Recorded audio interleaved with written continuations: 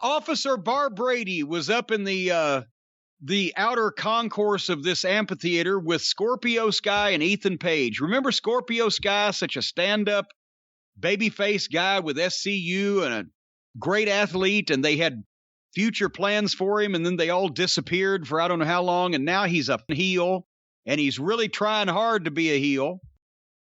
And that Ethan, the other Page, that ought to be his name. He looks like another one of these video game playing dweebs trying to act like a wrestler and putting on a mean face. And they are doing a heel promo about Darby Allin, and guess what happened?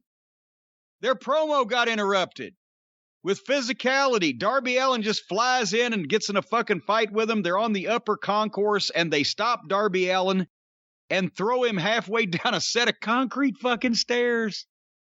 And that wasn't work. I mean, there's no way to work that the way that happened. It's not like Lawler taking a safe, even though it looks great, a safe bump down, relatively safe. And now that I think about it, it wasn't safe at all. I was about to say there is a way to work it, and nobody clued Darby in on it. And I will go back, and these are on YouTube. You can watch. The best one was from Chattanooga. Lawler went down about 30 fucking flights of wooden bleachers on a stage at the Chattanooga Memorial Auditorium and didn't stop till he got to the bottom and bounced 2 more times because he was rolling. He took the stuntman bump, and he's rolling, or the one at the Gardens. I've seen him do it on a few non-televised things.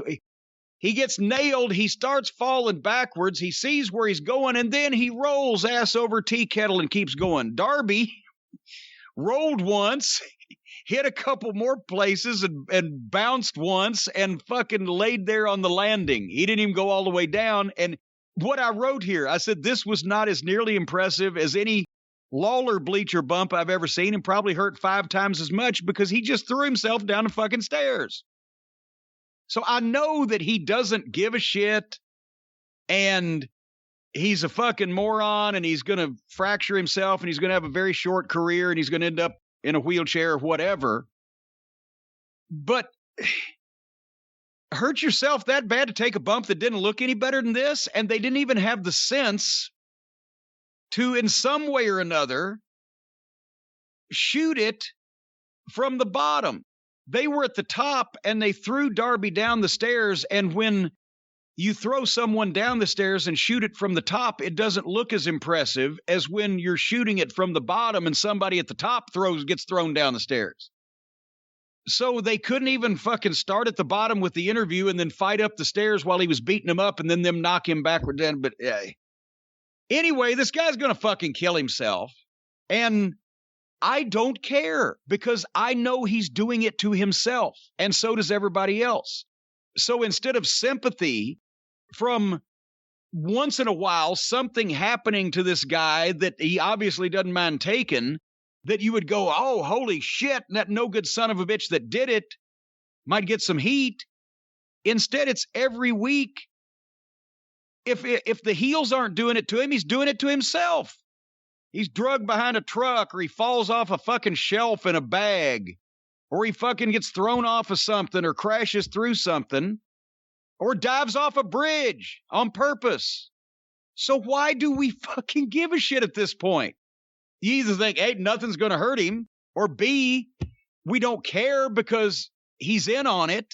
He's doing this on purpose. Where is the sympathy? You just shake your head and go, that guy's a fucking moron.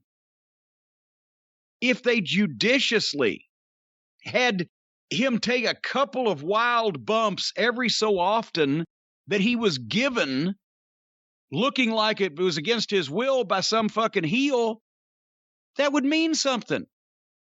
But again, every week, if somebody doesn't do it to him, he does it to himself.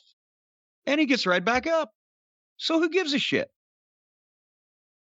It's like, how dare you fucking set me on fire right after I've poured gasoline on myself last week and set myself on fire just for fun. Now I'm mad at you for doing it. What? I don't know. What do you think? It doesn't bother me as much as it bothers you that he does all this stupid stuff to himself. This one would have bothered me. I mean, we'll see what happens if he comes out of it with an injury from doing that. I'm someone who's critical usually of things that look premeditated in terms of how they're filmed. However, I do agree with you. I had the same thought. If you're going to throw him down those stairs, better camera angle.